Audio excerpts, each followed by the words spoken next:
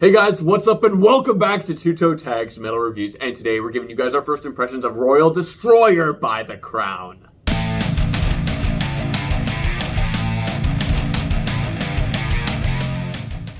So, The Crown is a band that I haven't really checked out much at all whatsoever. I don't know if I've listened to them before, maybe a little bit in the past, I'm not sure, so this is pretty uncharted territory for me. Yeah, it's not that uncharted for me. I'm only familiar with their last album, Cobra Speed Venom, which came out I think in 2019, if I'm not mistaken. It was a pretty good album. I had a few songs on my playlist. I'm pretty sure I played them for you a couple times, maybe. That's why I'm thinking maybe I heard them. This is just one of those bands that just has good energy, right? And it's just good metal. Like, that's pretty much all I can say about it. It might fall into a kind of a vein of being a little bit on the average side, and nothing really jumps out crazy, but who knows, maybe that'll be different. Maybe we'll discover some stuff. I think we're both kind of going into a little bit uncharted territory, even though I'm more familiar with the last album than he is, but I'm still not exactly sure what to expect here. Yeah, neither am I. With that being said, we're going to check out Royal Destroyer for the very first time in its entirety, and we'll be right back to give you guys the first impressions, so stay put. Alright, we just listened to Royal Destroyer for the very first time in its entirety, and I have to say this was a pretty good album. I didn't even know what this band's genre was really before we even checked them out. I think I read something about them being thrash, so that's kind of what was in my head. But they definitely have very thrashy elements. They have thrash elements to them. But at their core, they're just kind of death metal. Yeah, there's some melodic sections in there. There's sections that sound like they're from black metal in there. So it's like a mix of that, and I think it's a pretty good mix, I must say. In terms of my favorite tracks, I like track number 3, Motor Death, and track number 5, Glorious Hades. Motor Death is the first song of the album that really kind of focuses a bit more on the melodic aspect of this band's sound. And I like that a lot because they're really fast, they're very aggressive and in your face. Mm-hmm. So you have that, which is good, and then add some melody into it, like you're just adding more good ingredients into the pot. So I really like that one. And Glorious Hades had a really cool contrast of rhythm. You had one thing on the guitar, and you had these really fast triplets on the kick, which at first to me kind of sounded like it was a bit uneven, which was weird, but as the song went, I was listening, I'm like, you know what? No, it sounds fine. Like, it was, I don't know. I think it's just my ears being a little weird there. You got thrown off a little bit, because you did mention it, and I was listening, I go, it sounds fine. Like later in the song, I'm listening to it more, I'm like, yeah, I think it's fine. But with that said, I'm interested to go back to listen to the beginning of the song again, and maybe there is something that's off about the beginning, because maybe it straightened up at a certain point. I don't know. Maybe. Yeah, and then like after that, the drums do something more, I guess, towards what the guitar riff is. Like it conforms to that a little bit, which is fine, which is cool. I like that. Those were good. In terms of least favorite song, there's no song in this album for me that was just like, oh yeah, that one.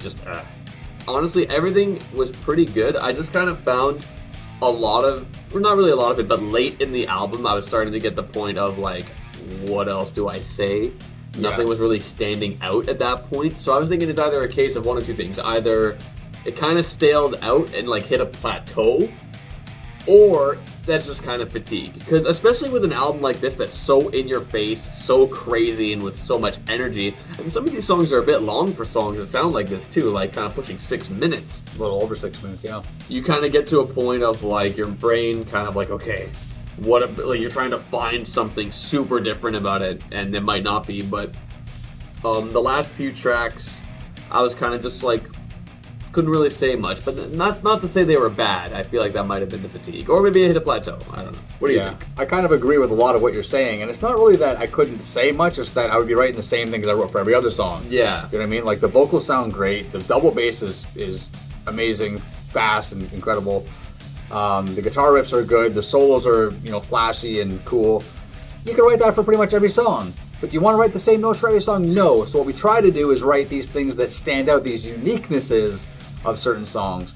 And for the last probably 4 or 5 songs, there wasn't a lot that really spoke out as being individual attributes to the songs themselves. I do agree with you with your top picks though. Motor Death and Glorious Hades were my top songs, as well as Ultrafaust, which is the song right between those two. So tracks 3, 4, and 5 were my favorite, with the top one being Glorious Hades. Now, I found Glorious Hades to be the most melodic song on the album. It does have that really nice double bass. It's slower tempo than a lot of the previous track, but I don't think it's the slowest tempo on the album. I think it gets a little slower later on, if I'm not mistaken. But I found that this song had the best solo so far. The vibes of that song definitely spoke to me more than a lot of the other songs. The other songs, though, it's the type of music where you're gonna get energy listening to it, unless you're sitting there like we did and just like you're kind of zoned out, like focusing on the music super hardcore. It's very easy to get fatigued when you're listening to music that's so pumping and you're trying to analyze it. It's tiring to do that. It really is. So you get to the last few songs and you're like, this is like, it's only 45 minutes long, the album. It's not even that bad. Yeah. But all the songs feel longer than they really are. You got songs that are like 3 minutes, give or take a few seconds, around the 3-minute mark, and they feel like 5-minute songs.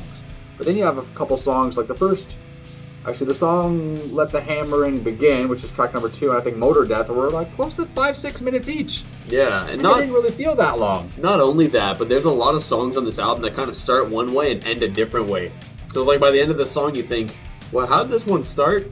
That's partially true, but also partially not true, because there's also songs on the album like We Drift On, for example, that I felt had a very nice bookend, because it starts with very ominously.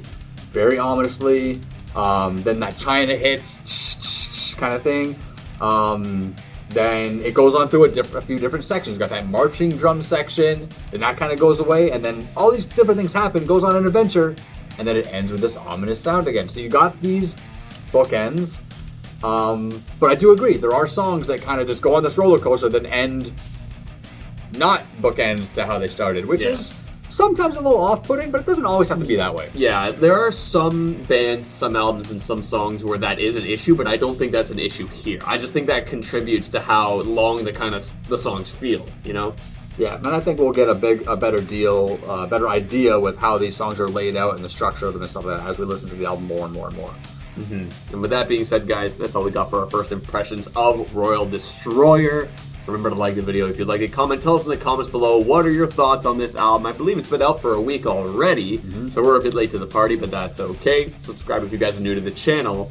I'm TV Fish. I'm Wild Self. We'll see you guys later.